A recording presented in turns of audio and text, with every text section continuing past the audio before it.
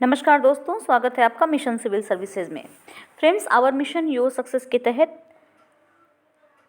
1 फरवरी 2022 के current affairs के क्वेश्चन आंसर आपके सामने प्रेजेंट हैं। शुरू करते हैं अपने पहले प्रश्न से। हमारा पहला प्रश्न है कि ऑस्ट्रेलियाई ओपन 2022 वुमेन का खिताब इनमें से किसने जीत लिया है। ऑप्शंस हैं Simona Halep, Annett Kontaveit, Naomi Osaka और एशले बार्टी। सही उत्तर है डी, एशले बार्टी।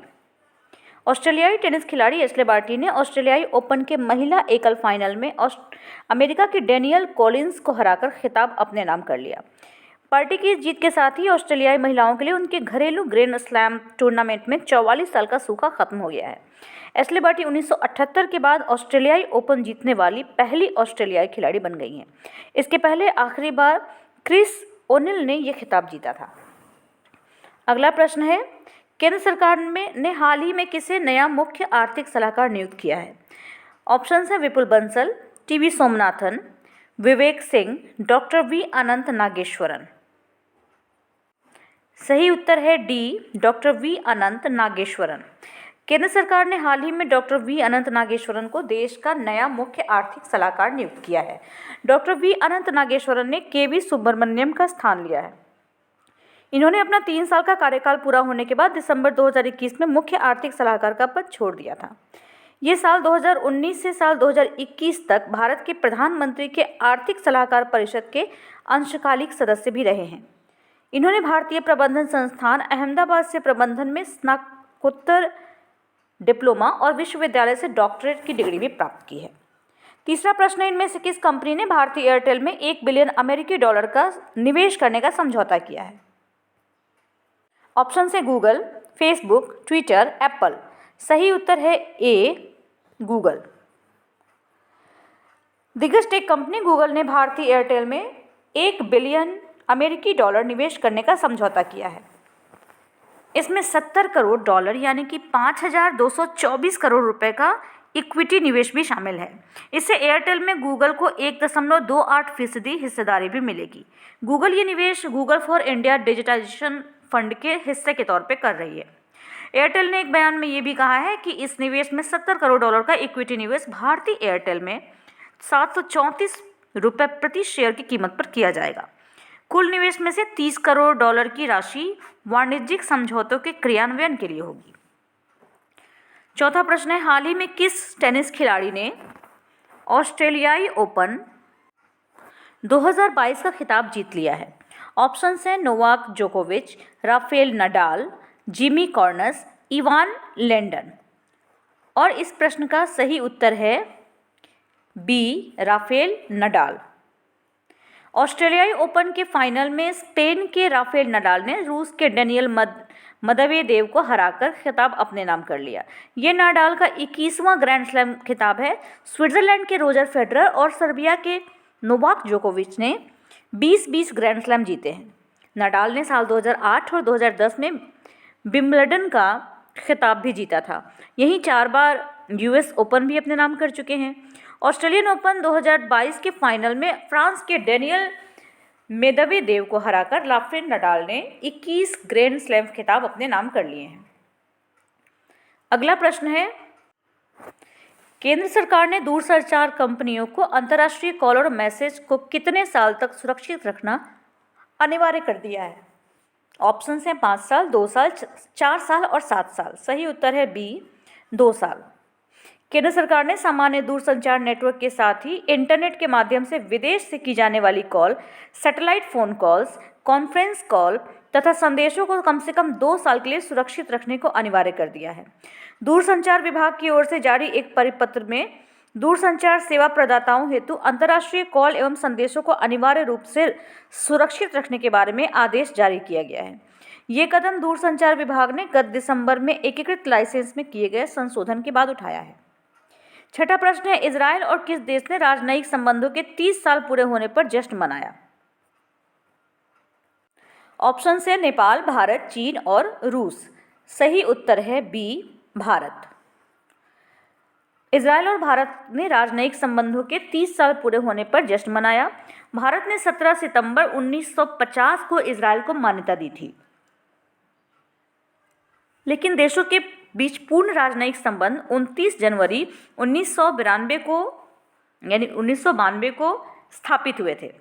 भारत और इजराइल के बीच राजनयिक संबंधों की 30वीं वर्षगांठ पर बधाई देते हुए प्रधानमंत्री मोदी ने ये विश्वास जताया कि भारत और इजराइल की दोस्ती आने वाले दशकों में आपसी सहयोग के नए कीर्तिमान भी स्थापित करती रहेगी। 7वां प्रश्न है, इनमें से कौन सा देश पिछले कुछ वर्षों में भारतीय अनार के निर्यात के लिए शीर्ष गंतव्य के रूप में उभरा है? ऑप्शंस हैं रूस, बांग्लादेश, पाकिस्तान, और इसका आंसर है बांग्लादेश। ठीक है, बांग्लादेश 2 बार मिस्टेक से हो गया यहाँ पे। बांग्लादेश पिछले कुछ वर्षों में भारतीय अनार के निर्यात के लिए शीर्ष गंतव्य के रूप में उभरा है। पिछले वित्तीय वर्ष में भारत ने 68,502.9 टन फलों का निर्यात किया था, जिनमें से 36,906.77 टन यानी 50% से ज़्यादा बांग्लादेश को किया गया था। अनार की बात करें तो ये दुनिया के उष्णकटिबंधीय और उपोष्णकटिबंधीय क्षेत्रों में उगाया जाता है। 8वां प्रश्न है, तेली नीलापुरम अंतर्राष्ट्रीय पक्षी अभयारण्य किस राज्य में स्थित है? ऑप्शन है कर्नाटक, आंध्र प्रदेश, ओडिशा और पश्चिम बंगाल। सही उत्तर है बी, आंध्र प्रदेश। तेली नीलापुरम अंतर्राष्ट्रीय पक्षी अभयारण्य आंध्र प्रदेश के श्रीकाकुलम जिले में स्थित है। हाल ही में पक्षी अभयारण्य में प्रवासी स्पॉट बिल पेलिकन की सामूहिक मौतें हुई हैं। सरकारी आंकड़ों के अनुसार साइबेरिया, रूस, मलेशिया, हंगरी, सिंगापुर और जर्मनी से हर साल विदेशी पक्षियों की लगभग 113 प्रजातियां प्रजनन के लिए इन क्षेत्रों में आती हैं।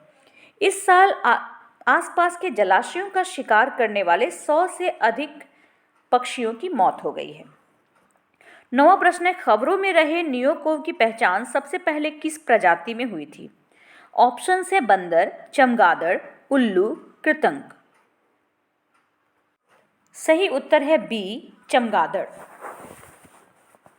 नियोकोव का अर्थ है न्यूरोमिसिया। ये चमगादड़ की ऐसी प्रजाति है जो वायरस से संक्रमित हो गई है।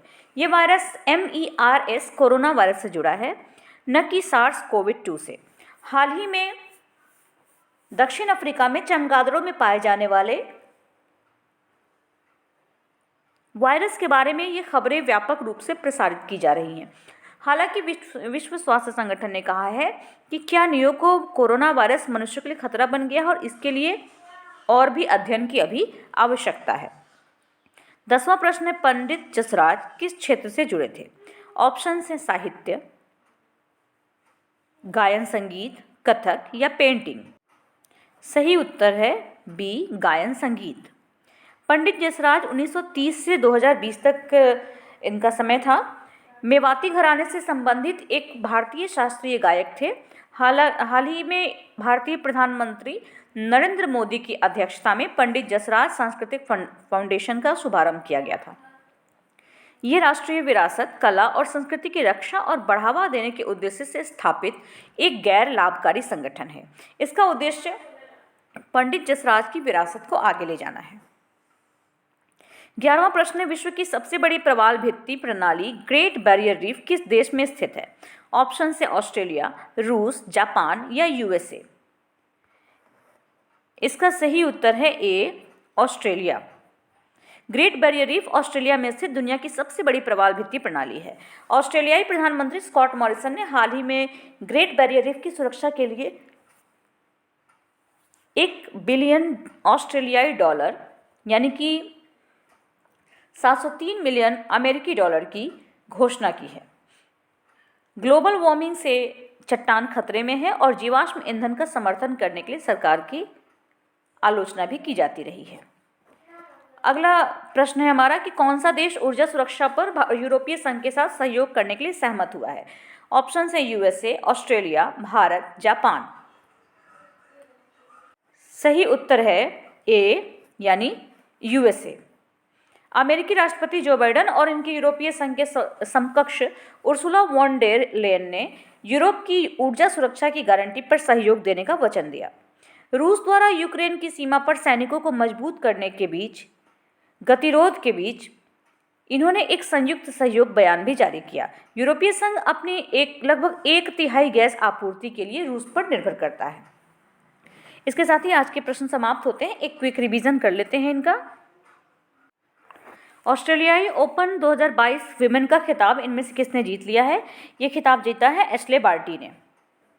केंद्र सरकार ने हाल ही में किसे नया मुख्य आर्थिक सलाहकार नियुक्त किया है? ये नियुक्त किया गया है डॉक्टर वी अनंत नागेश्वरन को।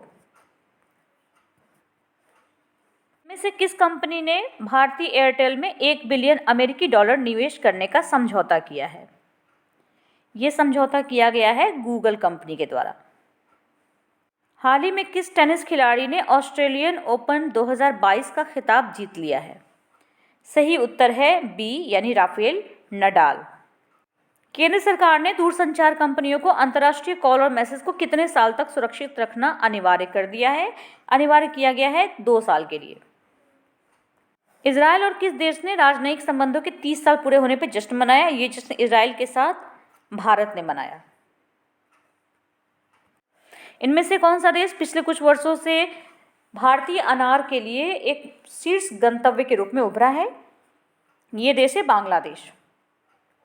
तेली नीलापुरम अंतर्राष्ट्रीय पक्षी अभयारण्य किस राज्य में स्थित है? ये स्थित है आंध्र प्रदेश में। खबरों में रहे नियोगों की पहचान सबसे पहले किस प्रजाति में हुई थी? ये हुई थी चमगादड़ की प्रजाति में। पंडित जसराज किस क्षेत्र से जुड़े थे? ये जुड़े थे गायन और संगीत से। विश्व की सबसे बड़ी प्रवाल भित्ति ग्रेट बैरियर रीफ किस देश में स्थित है? ये स्थित है ऑस्ट्रेलिया में। कौन सा देश ऊर्जा सुरक्षा पर यूरोपीय संघ के साथ सहयोग करने के लिए सहमत हुआ है? ये सहमत हुआ है यूएसए। इसके साथ ही हमारा आज का ये वीडियो समाप्त होता है। इंतज़ार कीजिए अगले वीडियो का, और वीडियो को पूरा आपने देखा इसके लिए थैंक्स।